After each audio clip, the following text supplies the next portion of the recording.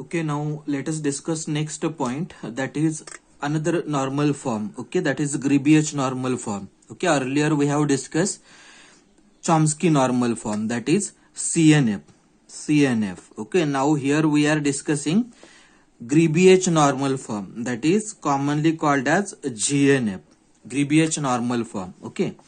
Now see what description they have given for Griebich normal form is: a context-free grammar without epsilon production is in Griebich normal form if every production is of this form. Okay. In case of CNF also two different form we have discussed. Now for GNF they have given this form: A tends to, capital A tends to small a alpha. Okay, where capital A, as usual, we know that it is non-terminal. Small a is a terminal. This small a is a terminal.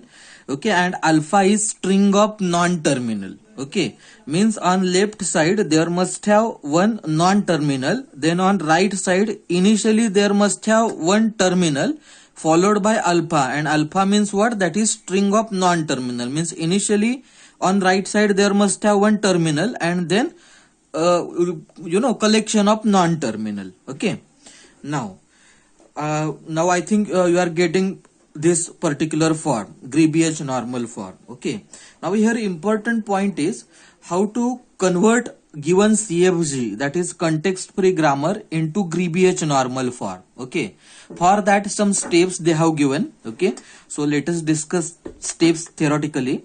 So first step is, see, if you want to convert CFG into GNF, that is context free grammar, into Griebich normal form, then first step that you need to perform is first convert given grammar into CNF. Our aim is what? We have to convert it into GNF, but if you want to convert it into GNF, then first step must be you have to convert it into CNF. Okay, then variables in CNF are ordered as follows. Okay, first one is start symbol is called as lowest variable. Start symbol is called as lowest variable, and the variable next to start symbol is called as higher variable than that of start symbol. Okay, means start symbol will be lower variable, and variables which are present in front of start symbol, they are called as higher variable.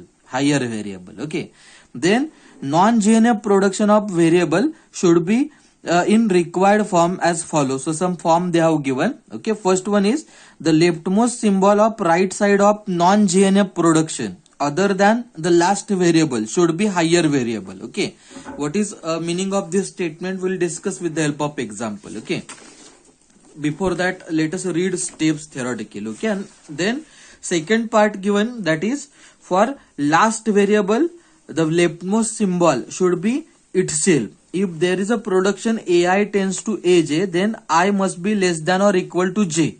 Okay, if the productions are not in the form, then using substitution bring them into required form, or use different rules for that. Okay, now let us discuss one example. Okay, see here example is given: convert given grammar, given CFG, that is context free grammar, into GNF, that is Griebich normal form. Okay, now what grammar they have given? See, S tends to capital A or 0. So capital A means, as we know, it is non-terminal. Okay, and A tends to SS or 1. 0 and 1 will be terminal always. Okay, now see here, as given in the steps, we have to identify lower variable and higher variable. Okay, so start symbol will be always considered as lower variable. So S will be start symbol. This is a lower variable, and symbols which are present in front of start symbol, that is AA, they are called as higher variable. Okay, now here see what we have done is, see, so these productions you have to distribute. Then if you want to distribute, then how to distribute it? See, S tends to A. Okay, and then in between R is given, so S tends to 0, and then A tends to SS. Okay, and then finally A tends to 1. Okay, now here what will be higher variable? Higher variable will be A. Okay, and lower variable will be S. Getting this point? Now see, in the next step what they have done is, see, this A tends to SS or A tends to 1, this particular production. In this particular production, this particular S, this first S will get replaced by AA0. AA0. So when you replace this S by AA0, then you will get, see, this type of expression. Here see, S, this first S is replaced by AA/0. So after making that replacement, you will get this type of production. A tends to AAS or A tends to 0S or A tends to 1. This one will be as it is, and then first S is replaced by AA0. So you will get this type of production. Okay. And then further see, just like our previous example, CNF example, here we have to make some adjustment. Okay. So here what we have assumed that in this particular production, B tends to AS or B tends to ASB, and then after making replacement, see, finally you will get this type of expression, okay, which will be in GNF. Okay, so I hope you are getting this particular point. Okay, usually on GNF they have not yet asked question in final paper, but still you must know what exactly GNF is, okay, and how to solve problem using GNF. Okay, if you find it difficult, then I recommend you to watch our CNF examples first. Okay, then you will not find any difficulty in understanding this particular problem. Okay, now I just want to discuss one more point. Okay, that is regular grammar. Okay, regular grammar and then their types, left linear grammar and right linear grammar. See, this point I just want to discuss here.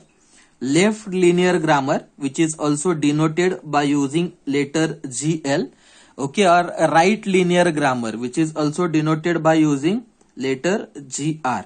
Okay, see, what is left linear grammar is, what definition they have given for left linear grammar is, first one is, if the non-terminal is the leftmost symbol on right hand side of production, then the grammar is called as left linear grammar.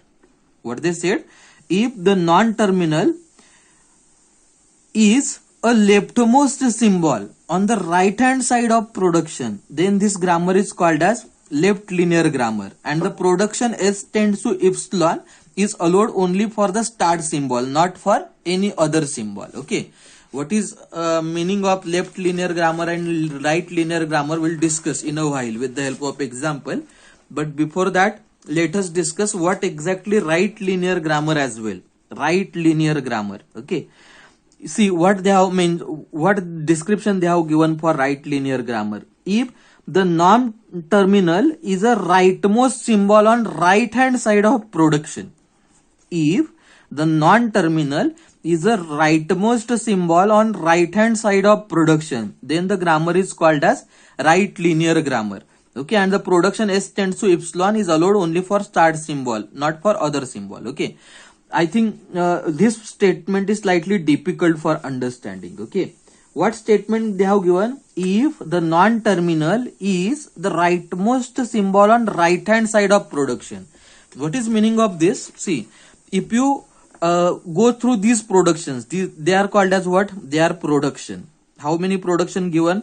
5 production given. Okay, if you observe all 5 production and right side of all 5 production, this is right side, this is right side. Okay, if the non-terminal is a rightmost symbol of right hand side of production, so here every production if you go through, then see, in first production, right on right side, rightmost symbol is what? That is capital B, and capital B is always what? That is non-terminal. Here also capital C, non-terminal, capital B, non-terminal. Okay, so this is called as what? This is called as right linear grammar. As far as these 2 productions are concerning, non-terminal is not present. If not present, then no issue, but if it is present, then that must be present at right side of rightmost symbol of right hand side of this particular production. Okay, so here see, capital B is there, capital C is there, capital B is there. As far as these 2 are concerning, non-terminal, that is capital letters are not there. If not there, no issue. But if they are there, then they must be at right side, upright mode, at rightmost position. Okay. So this is example of right linear grammar. Okay. Now actually on this particular point, how they ask question? They ask question like they may give you right linear grammar and they may ask you to convert it into left linear grammar. Okay. Now what is a procedure given for conversion is, see, conversion of right linear grammar to left linear grammar. Okay, if you want to convert it, then what are the steps that you have to follow is, draw a transition graph for given right linear grammar. How to draw a transition graph? Vertices are labeled with non-terminal. Okay, you have to remember this theory. In a while we are going to discuss problem on this. Okay, vertices are labeled with non-terminal or epsilon. Epsilon means null production. Okay, nothing will be there, empty production. And epsilon and transitions are labeled with terminal or epsilon. Okay, and then initial state will be represented by S and final state will be represented by epsilon. Okay, fine. Then second step is exchange position of initial state and final state. Then third step is reverse direction of all transition, and finally last step is rewrite the grammar in left linear fashion. Okay, now we have to discuss same problem. Okay, let us discuss one problem. Okay, now here see, same problem we will discuss. Okay, read question here. Convert given right linear grammar into left linear grammar. Okay, so what are the production given for right linear grammar? S tends to small b capital B. This is production number 1. Okay, then capital B tends to small b capital C. This is production number 2. Okay, then next is what? Capital B tends to small a capital B. This is production number 3. Whether this is right linear? Yes, because on right side rightmost symbol is what? Terminal. Non-terminal. Okay, and then C tends to small a. Okay, this is production number 4. And B tends to small b. This is production number 5. Okay, production number 5. Okay, now as far as these two productions are concerning, on right side non-terminal is not there. If it is not there, no problem, that will be considered as right linear grammar. But in right linear grammar, on right side if non-terminal is there, then it must be present at rightmost position. Okay, now I hope you are getting this point. Now what is question? We have to convert this into left linear grammar. Okay, so what is the first step that we have to perform? We have to draw transition graph. Okay, now how to draw transition graph? Here see, here first step, let us give first step. Okay, what here we have to draw transition graph.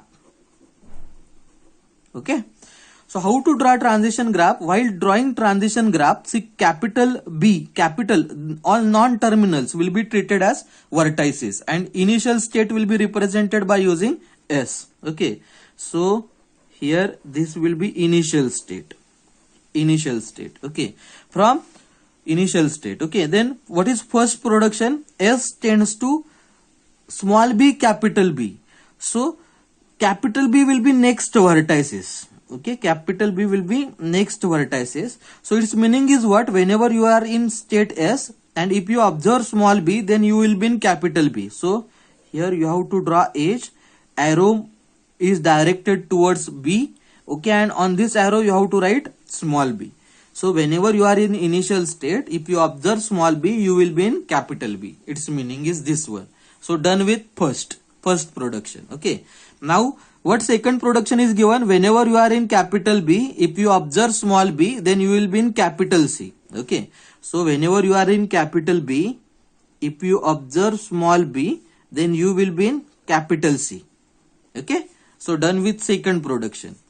Now third one is given, that is whenever you are in capital B, if you observe small a, then you will be in capital B. So whenever you are in capital B, if you observe small a, so in same state you are ending. Okay, so here we have to draw loop for this. Whenever you are in capital B, if you observe small a, you will be in small b. Okay, now done with production number 3. Now production number 4, see what production number 4 is given. Whenever you are in C, if you observe small a, then non-terminal is not given. If this is the case, see, whenever you are in small c, observing small a, observing, suppose here let us draw, observing small a, okay, then non-terminal is not given. If this is the case, then here we have to mention epsilon state like this, okay, and epsilon state will be always a final state. So final state, as we all know, we have to represent it by double circle, okay. So whenever you are in small c, observing small a, non-terminal is not given, that's why we are ending in epsilon, okay. Similarly, whenever you are in capital B, observing small b, non-terminal is not given, so whenever you are in capital B, observing small b, okay, arrow towards epsilon, observing small b, you will be ending in epsilon, okay. So here we have done with transition, okay, we have drawn transition graph, okay. Now what is second step? Second step is exchange position of initial state and final state. Exchange position of, here let me write, exchange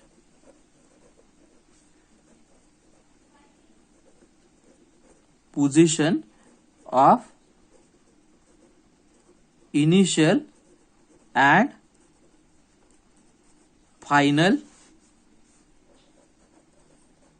exchange position of initial and final state, okay. So what is meaning of this particular step is, we have to just exchange s by epsilon and epsilon by s. So we have to draw this diagram once again. So here initially there will become now epsilon. So s is replaced by epsilon, okay. All other things are as it is, b, then here capital B, okay. So here there will be loop a, okay. So here c as it is, arrow towards c, okay, and then this particular s, this particular epsilon will be replaced by start state, okay. So in this case, no change in this, okay, arrow moving towards now s, because this epsilon is replaced by s now because of the second step, okay. So here on arrow we have to write a, and then here on this arrow we have to write b, okay. So now this will become your final state, okay. This is not initial state, this will be final state, and this will be initial state now, initial state, because s replaced by epsilon and epsilon replaced by s in first step, okay. So this s is replaced by epsilon and this epsilon is replaced by s. So we have got this type of diagram now, okay. Now what is next step is, now let me write here step number 3, that is reverse direction of all transaction. Reverse direction, okay, of all